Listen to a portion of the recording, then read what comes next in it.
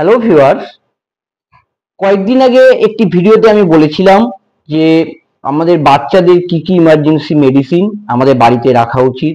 আরেকটি ভিডিওতে বলেছিলাম যে আমাদের বাড়িতে অ্যাডাল্টদের জন্য কি কি ইমার্জেন্সি মেডিসিন আমাদের বাড়িতে রাখা উচিত। এইসব নিয়ে আমি আমার চ্যানেলে দুটি ভিডিও করেছি, কিন্তু আরেকটি বিষয় আমাদেরকে বলা হয়নি আপনাদের, যে বিষয়টি নিয়ে আজকে আলোচনা করব সেটি হচ্ছে যে কি কি মেডিকেল ইকুইপমেন্ট আমাদের বাড়িতে রাখা উচিত, বা আমরা যদি কোনো নতুন ক্লিনিক খুলি তাহলে সেই নতুন ক্লিনিকে কি কি মেডিকেল ইকুইপমেন্ট আমাদের রাখা উচিত। ইমার্জেন্সি মেডিকেল ইকুইপমেন্ট এগুলো কিন্তু অবশ্যই আমাদের বাড়িতে থাকা দরকার। তো আজকে এই নিয়ে আমি ভিডিও করছি। আমি ফার্মাসিস্ট পার্থসারথী ঘোষ, আর আপনারা দেখছেন আপনাদের চ্যানেল মেডিটক স্টুডিও। তো চলুন বন্ধুরা, আজকে কিন্তু নতুন শেখা যায়।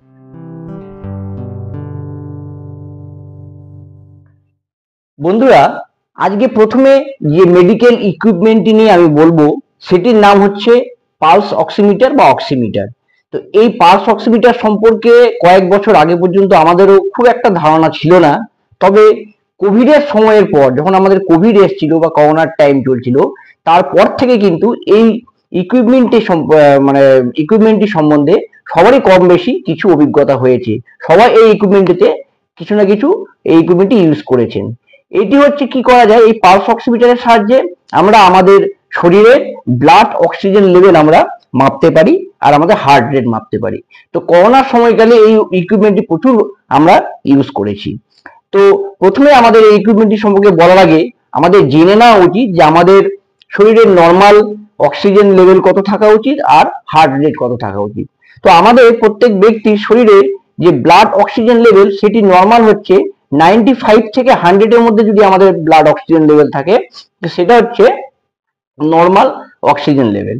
এবার যদি কারো এই অক্সিজেন লেভেলটি নেমে 90 থেকে 95 এর মধ্যে আসে তাহলে সেটাকে কনসার্নিং ব্লাড অক্সিজেন লেভেল বলা হয়। মানে এর ক্ষেত্রে আমাদের ডাক্তারবাবুর পরামর্শ নেওয়া দরকার আছে, ডাক্তারবাবুর কাছে যাওয়া দরকার আছে। এটা concerning oxygen level, blood oxygen level. কিন্তু যদি কোনো ব্যক্তি অক্সিজেন লেভেল 90 এর নিচে নেমে যায় তাহলে কিন্তু সেটিকে আমাদের লো অক্সিজেন লেভেল বলা হয়, এবং এক্ষেত্রে আমাদের ইমিডিয়েটলি কোনো ফিজিশিয়ানের সঙ্গে যোগাযোগ করা অত্যন্ত দরকার। তো এটি হচ্ছে আমাদের দেহের normal level, blood oxygen level. আর হার্ট রেট, যেটা হচ্ছে আমাদের normal heart rate, normal heart rate হচ্ছে 60 থেকে 100 বিপিএম হচ্ছে আমাদের নর্মাল হার্ট রেট। এবার যদি কারো হার্ট রেট 101 থেকে 109 এর মধ্যে থাকে সেটাকে আমরা স্লাইটলি হাই হার্ট রেট বলে থাকি। এক্ষেত্রে এটা বিভিন্ন কারণে হতে পারে। আমরা যদি খুব দৌড়াদৌড়ি করি বা আমাদের যদি কোনো টেনশন স্ট্রেস থাকে শরীরে, তো সেক্ষেত্রে যে কোনো কারণে আমাদের স্লাইটলি হার্ট রেটটা বেড়ে যেতে পারে।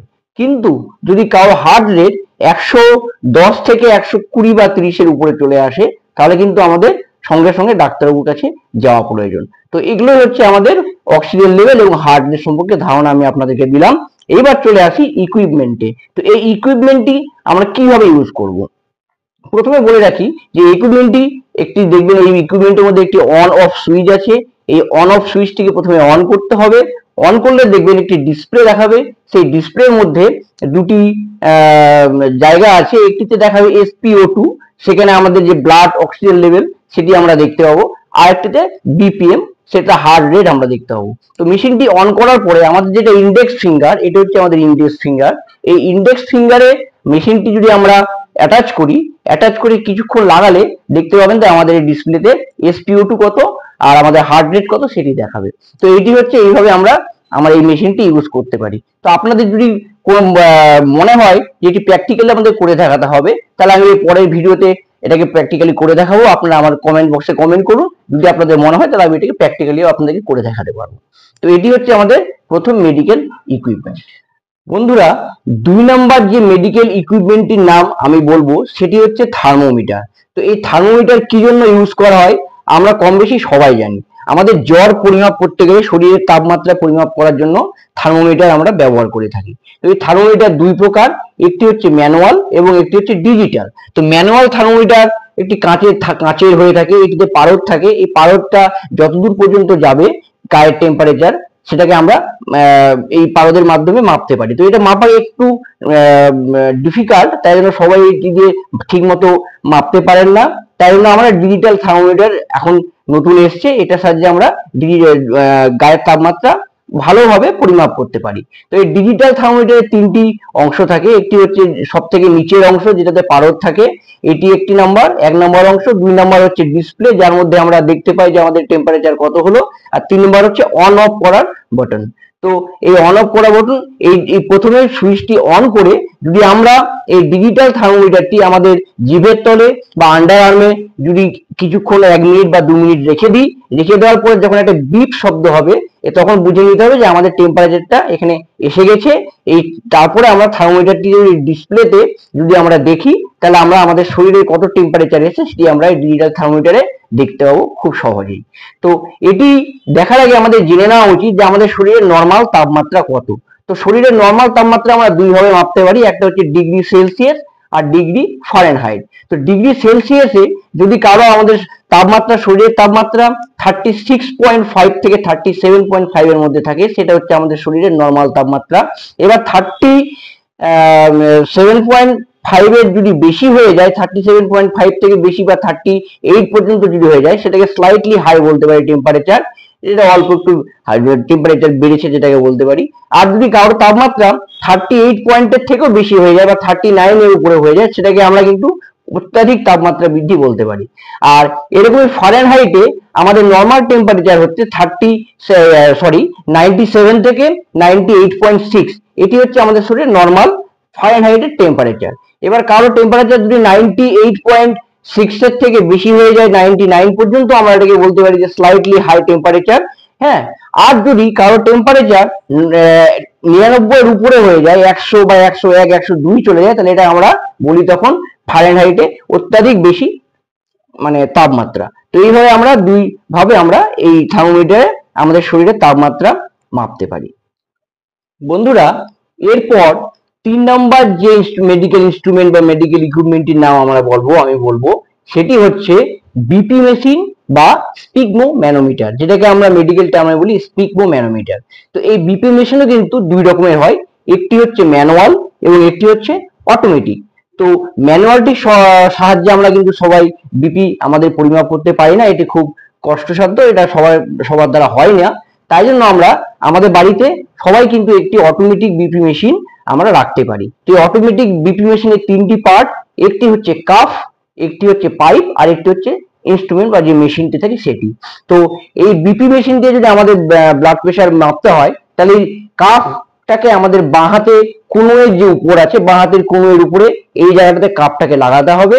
কাপটি লাগিয়ে আমাদের মেশিনের যে অন অফ বটনটি আছে, সেটি যদি আমরা অন অফ বটনটা চালিয়ে দিই, তাহলে দেখবেন কিছুক্ষণ পরেই সেই মেশিনটির মধ্যে দিয়ে হাওয়া আমাদের এই কাপটার মধ্যে আসবে এবং কিছুক্ষণ পরে আমরা আমাদের মেশিনের ডিসপ্লেতে আমাদের ব্লাড প্রেশারটা দেখতে পাবো যে ব্লাড প্রেশার কত এসছে। তো এবার আমাদের জেনে নেওয়া যাক যে আমাদের শরীরের নর্মাল ব্লাড প্রেশার কত হওয়া উচিত। তো একজন প্রাপ্তবয়স্কের আমাদের শরীরের নর্মাল যে ব্লাড প্রেশারটা হওয়া উচিত সেটি হচ্ছে 120/80। 120 যেটা, সেটাকে বলা হয় সিস্টোলিক, আর 80 যেটা বললাম সেটা হচ্ছে ডায়াস্টোলিক ব্লাড প্রেশার। তো সিস্টোলিক ব্লাড প্রেশারটা হওয়া উচিত 120 আর ডায়াস্টোলিকটা হওয়া উচিত 80। এটি হচ্ছে আমাদের নর্মাল রেঞ্জ। এবার যদি কারোর ব্লাড প্রেশার 120 থেকে উপরে আসে, মানে যদি 125 থেকে 30 হয়ে যায়, আর ডায়াস্টোলিকটা যদি 80 থেকে 90 এর মধ্যে চলে আসে, তাহলে সেটাকে আমরা স্লাইটলি হাই বিপি বলতে পারি। তো সেটা যে কোনো কারণের জন্যই হতে পারে, এটার জন্য অত টেনশন করার কিছু নেই। কিন্তু যদি কারো বিপি 130 এর থেকে উপর হয়ে যায়, 130 আর নিচের ডায়াস্টোলিকটা যদি নিচের ডায়াস্টোলিকটা যদি 90 এর উপরে হয়ে যায়, ধরুন কারো বিপি চলে আসলো 140/95, মানে আমি বলতে চাচ্ছি 90 এর উপরে ডায়াস্টোলিক প্রেশার আর 130 এর উপরে সিস্টোলিক প্রেশার, এটা যদি কারো হয়ে যায়, তাহলে কিন্তু সেটা আমাদের একটু গুরুত্ব দেওয়া উচিত এবং এক্ষেত্রে আমাদের ডাক্তারবাবুর কাছে যাওয়া অবশ্যই প্রয়োজন। তো এটি হচ্ছে আমাদের ব্লাড প্রেশার মাপার ইনস্ট্রুমেন্ট। এর আপনারা যদি চান যে আমি এটা প্র্যাকটিক্যালি করে দেখাই, তাহলে আপনারা আমার কমেন্ট বক্সে কমেন্ট করবেন, আমি অবশ্যই আপনাদেরকে পরবর্তী ভিডিওগুলোতে এটি প্র্যাকটিক্যালি করে দেখাবো। বন্ধুরা, এরপর যে মেডিকেল ইনস্ট্রুমেন্টটির নাম বলবো সেটি হচ্ছে গ্লুকোমিটার। তো এই গ্লুকোমিটার কি জন্য ইউজ করা হয় আমরা কম বেশি জানি সবাই। এই গ্লুকোমিটারের সাহায্যে আমরা একটি ডায়াবেটিক পেশেন্টের ব্লাড সুগার লেভেল আমরা মাপতে পারি। যদি কারো সুগার থাকে বাড়িতে, তাহলে তার ব্লাড সুগার লেভেল এই গ্লুকোমিটারের সাহায্যে আমরা মাপতে পারি। তো এই গ্লুকোমিটারের কয়েকটি পার্ট থাকে, সেই পার্টগুলি আমরা পরে জানছি। আগে আমরা জেনে নিই যে আমাদের নর্মাল ব্লাড সুগার লেভেল কত থাকা উচিত। তো আমাদের প্রত্যেক ব্যক্তির নর্মাল ব্লাড সুগার লেভেল যেটা থাকা উচিত সেটাকে আমরা দুইভাবে দেখতে পারি। একটি হচ্ছে ফাস্টিং, একটি হচ্ছে পিপি। মানে ফাস্টিংটা হচ্ছে আমরা না খেয়ে যদি সুগার আমাদের ব্লাড সুগার লেভেল পরিমাপ করি, সেটার যে রিডিংটা আসবে সেটাকে আমরা ফাস্টিং বলা হয়। আর খাওয়া দাওয়ার 2-3 ঘন্টা পরে যদি আমরা ব্লাড সুগার লেভেলটা পরিমাপ করি সেটাকে পিপি বলা হয়। তো ফাস্টিং এর ক্ষেত্রে যা নর্মাল রেঞ্জ সেটা হচ্ছে 90 থেকে 80 থেকে 100। এই 80 থেকে 100-র মধ্যে যদি আমাদের ব্লাড সুগার লেভেলটা থাকে ফাস্টিং এ, তাহলে সেটা হচ্ছে নর্মাল। এবার যদি ফাস্টিং এ কারো ব্লাড সুগার লেভেল 101 থেকে 125-এর মধ্যে হয়ে যায়, তাহলে সেটাকে আমরা slightly high blood sugar level বলতে পারি। আর যদি কারো 125-এরও বেশি হয়ে যায়, 125 থেকে বা 126 থেকে 130-40 এরকম হয়ে যায়, তাহলে সেটাকে আমরা ডায়াবেটিক ধরে নিতে পারি, বা তার সেই ব্যক্তির সুগার হয়েছে সেটা আমরা বলতে পারি। এবার সেরকমই পিপির ক্ষেত্রে আমাদের যেটা নর্মাল রেঞ্জ সেটি হচ্ছে আমাদের 120 থেকে 140 হচ্ছে নর্মাল রেঞ্জ পিপির ক্ষেত্রে। মানে খাওয়া দাওয়ার 2 ঘন্টা পর যেটা আমরা ব্লাড সুগার মাপি সেক্ষেত্রে 120 থেকে 140 এটা হচ্ছে নর্মাল লেভেল। এবার কারো যদি ব্লাড সুগার লেভেলটা 140-এর উপরে হয়ে যায়, 140 থেকে 160-এর মধ্যে হয়ে যায়, সেটাকে আমরা slightly high blood sugar level বলি। আর যদি কারো ব্লাড সুগার লেভেল 160-এরও উপর হয়ে যায়, 160 থেকে 200 বা তারও উপরে হয়ে যায়, সেটাকে আমরা কিন্তু বলি যে ডায়াবেটিক পার্সন বা তার ডায়াবেটিক হয়েছে, সেটা আমরা বলতে পারি। তো এটি হচ্ছে আমাদের ব্লাড সুগার লেভেলের নর্মাল রেঞ্জ, বা কিভাবে কোনটা বেশি সেই রেঞ্জ। এইবার আমরা জেনে নিই যে এই গ্লুকোমিটারের সাহায্যে আমরা কিভাবে ব্লাড সুগার লেভেলটা মাপবো। তো প্রথমে যদি বলতে হয় তাহলে বলতে হবে যে গ্লুকোমিটারের কয়েকটি পার্ট নিয়ে গঠিত। একটি হচ্ছে যেটা মেশিন, সেইটা মেশিনটা হচ্ছে একটি পার্ট। 2 নম্বর হচ্ছে একটি স্ট্রিপ থাকে, এর মধ্যে স্ট্রিপের আরেকটি পার্ট। 2 নম্বর 3 নম্বর হচ্ছে একটি নিডল, বা যেটাকে আমরা বলি ল্যান্সেট। এই ল্যান্সেট এর মধ্যে থাকে, এটি আরেকটি পার্ট। আর একটা থাকে আমাদের শুটার, যেটার সাহায্যে আমরা ব্লাড নিই। তো এই কটা নিয়ে এই গ্লুকোমিটারটি তৈরি। তো প্রথমে আমাদের কি করতে হবে, প্রথমে যে শুটারটি আছে সেই শুটারের মধ্যে একটি ল্যান্সেট আমাদেরকে লোড করতে হবে, ল্যান্সেট বা নিডল একটা লোড করতে হবে। লোড করার পর আমাদের এই শুটারটিকে 3, 4 বা 5 এরকম একটা পজিশনে সেট করে সেটা আমাদের হাতে পিক করলে সেটা দিয়ে আমরা কিন্তু ব্লাড বেরোবে। এবার ব্লাডটি বেরোনোর পরে আমাদের যে ব্লাড স্ট্রিপ যেটা আছে সেই স্ট্রিপটি আমাদের মেশিনের মধ্যে সেট করে সেই স্ট্রিপটির মধ্যে যদি আমরা ব্লাডটি এখানে দিয়ে দিই স্ট্রিপের মধ্যে, তাহলে 1-2 মিনিটের মধ্যেই আমাদের মেশিনে দেখে দিয়ে, 1-2 মিনিটও লাগে না, 10-15 সেকেন্ড লাগে। 10-15 সেকেন্ডের মধ্যে আমরা সেই মেশিনটিতে দেখতে পাবো যে আমাদের ব্লাড গ্লুকোজ লেভেল কত হয়েছে। তো এইভাবে আমরা এটি ব্লাড গ্লুকোজ লেভেল আমরা পরিমাপ করতে পারবো।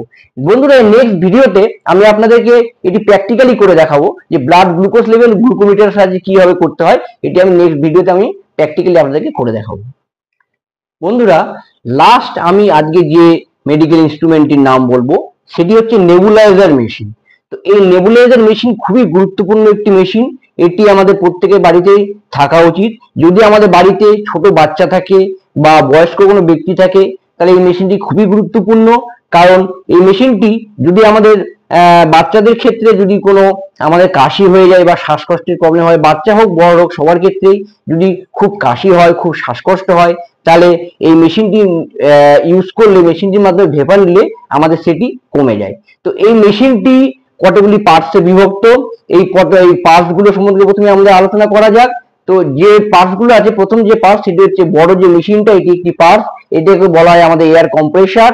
এবার এয়ার কম্প্রেসারের পরে মেশিনের মধ্যে আরেকটি পার্টস থাকে, সেটা হচ্ছে এয়ার ফিল্টার, যেটার সাহায্যে আমাদের এয়ারটাকে আমরা নিচে ভেতরে টানি, সেটাকে এয়ার ফিল্টার বলে। এবং 3 নম্বর যে পার্টস আছে সেটা হচ্ছে পাইপ। 4 নম্বর যে পার্টস হচ্ছে পাইপের উপরে একটি জায়গা থাকে, সেটাকে আমরা বলা হয় নেবুলাইজার কাপ। সেই নেবুলাইজার কাপের মধ্যে আমরা আমাদের যে ওষুধটি আছে সেটা আমরা ঢালতে হয়, সেই এটাকে বলা হয় নেবুলাইজার কাপ। আর তারপরে যে পার্টসটি আছে সেটা হচ্ছে মাস্ক।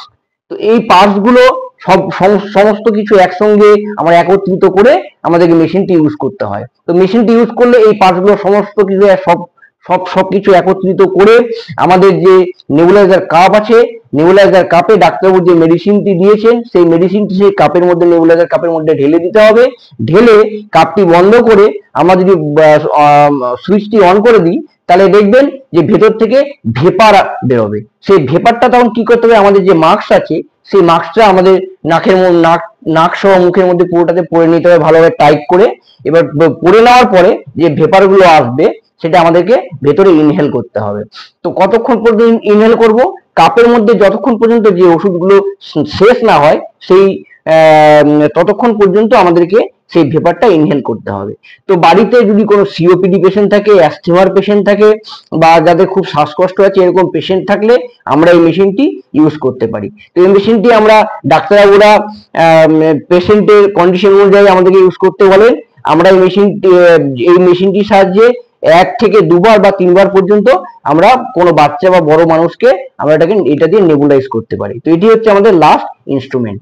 তো বন্ধুরা, আজকে আমি এই 5টি ইনস্ট্রুমেন্টের নাম বললাম। এই 5টি মেডিকেল ইকুইপমেন্ট খুবই গুরুত্বপূর্ণ এবং এই 5টি ইকুইপমেন্ট সবসময় আমাদের বাড়িতে কিন্তু থাকা প্রয়োজন। যদি এই ইকুইপমেন্টগুলো বাড়িতে থাকে তাহলে আমরা নিজেরাই আমাদের বাড়িতে আমাদের বিভিন্ন সমস্যা হলে আমরা নিজের বাড়িতে আমরা এগুলো পরিমাপ করতে পারবো। তো এই বিষয়ে যদি আরো কোনো আপনাদের কোনো জিজ্ঞেস থাকে তাহলে আপনারা আমার এই কমেন্ট বক্সে কমেন্ট করতে পারেন। যারা নতুন দর্শক আমাদের এই ভিডিওটি দেখছেন তারা অবশ্যই আমার এই চ্যানেলটিকে সাবস্ক্রাইব করে দেবেন। আর ভিডিওটি যদি আপনাদের ভালো লেগে থাকে তাহলে অবশ্যই একটি লাইক দিয়ে দেবেন। তাহলে পরবর্তীতে আমরা নতুন আরো ভিডিও আনবো, সেই ভিডিওগুলো আপনারা ভালো করে দেখবেন, ভালো করে নোটিফিকেশন আপনার কাছে যাবে, ভিডিওগুলো আপনারা ভালো মতো দেখতে পাবেন। তো বন্ধুরা, আজকে এটুকুই। নমস্কার।